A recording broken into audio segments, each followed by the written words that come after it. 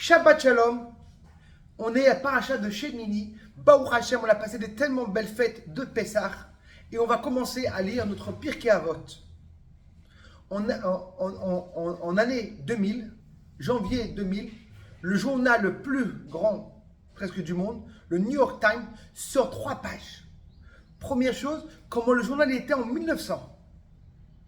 Deuxième page, comment le journal parlait en année 2000, cette année. Et troisième page, comment le journal, comment le monde va être en année 2100, dans 100 ans. Et à la fin de la page, il y a une petite chose qui est écrite. En année 2100, le Shabbat va rentrer à 4h40. Mais la personne qui écrit ce journal-là, c'était une personne qui était non-juif, un catholique. On lui a demandé, comment tu es arrivé dans 100 ans que la femme juive va allumer à cette heure-là? Il a dit, voilà, je ne sais pas comment le monde il va être en 2100. Est-ce que les robots vont avoir des sentiments? Comment ça va être? Mais je suis sûr que la femme juive va allumer ses bougies dans 100 ans, la même chose qu'aujourd'hui. Notre paracha nous parle comment les poissons doivent être cachés. Il doit avoir d'abord les écailles et les nageoires. De cette façon-là, on voit comment la Torah elle est émette, mes amis. Après tellement d'années, tellement de choses changent dans le monde, mais quand la Torah te dit qu'il faut avoir les deux signes, on n'a jamais trouvé un poisson qui avait des nageoires et pas les écailles. Si un poisson il a des nageoires et pas les écailles, il n'est pas cachère. Mais c'est possible de trouver un poisson qui a quoi? Qui a les écailles et pas les nageoires. Parce que c'est possible qu'il les a perdus, les nageoires. Et si c'est comme ça, c'est cachère. On voit que vraiment la Torah donne des signes, et les signes que la Torah te dit, on n'a jamais trouvé les différents, parce que c'est Hachem qui a donné. On voit comment Dieu est la vérité. Mais c'est quoi notre message à nous-mêmes? Qu'est-ce qu'on apprend d'ici? Première chose, on est dans le moment du Homer.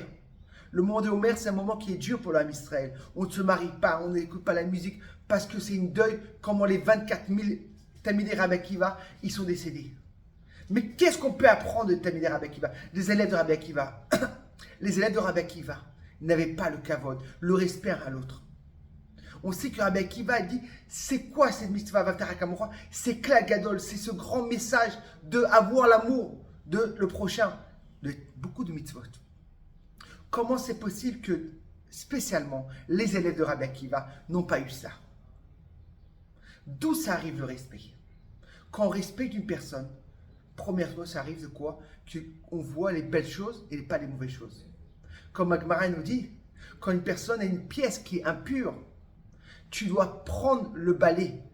Et quand tu vas être mechabet d'un endroit à l'autre endroit, tu vas faire le balai d'un autre endroit et tu vas bouger la chose qui est impure dans la pièce. La pièce, elle va être pure. C'est-à-dire qu'en vérité, de respecter, c'est du balai. On apprend des Talmidei Rabbi Akiva, des élèves de Rabbi Akiva. Comment tu veux respecter une personne? Fais le balai des mauvaises choses, des manques qu'il a, et voir les belles choses. Quand une personne se travaille, de voir les belles choses. Mais la Torah nous apprend un message incroyable, mes amis. Dans le monde, il devient moderne d'année à année. Dans 100 ans, ça devient encore plus moderne. Comme l'électricité, l'internet, tout ça. Mais comment une personne peut réussir? Première chose, ne pas avoir peur du monde, du modernité. La Torah est encore plus fort. Première chose, on va avec les écailles, les nageoires, excusez-moi. On va nager dans le monde. Mais qu'est-ce qu'il y a pour que ça soit caché? Les écailles. C'est un bouclier. Quand une personne il sait qu'en vérité, d'un côté dans le monde, mais de l'autre côté, il a un bouclier, là on va réussir. Comme le rabbi nous disait. Quand il y a eu la radio, les gens nous disent, ah, la radio. Le rabbi a dit, prenez la radio et faites passer des cours de Torah. La télévision, la même chose. De chaque chose, le portable, on peut utiliser l'internet de mauvaises choses, mais pour les belles choses, pour passer les livrets Torah. Notre but à nous, de se mettre ce bouclier. Et là, la Torah te dit, s'il y a des écailles, c'est cachère, même s'il n'y a pas une nageoire. Parce que quand on a un bouclier, on va toujours réussir. Bezrat Hashem, qu'on va réussir avec l'éducation des enfants. On va réussir dans chaque chose et de savoir qu'un juif ne change pas. Même dans 100 ans, la femme juive va allumer le même moment les bougies. Et Bezrat Hashem, qu'on passera une bonne époque de kite de moment et qu'on n'aura que des bonnes choses. Et on espère que la Géoula, le Mashiach va venir avec un Mamash. Shabbat Shalom et Psorot Tovat.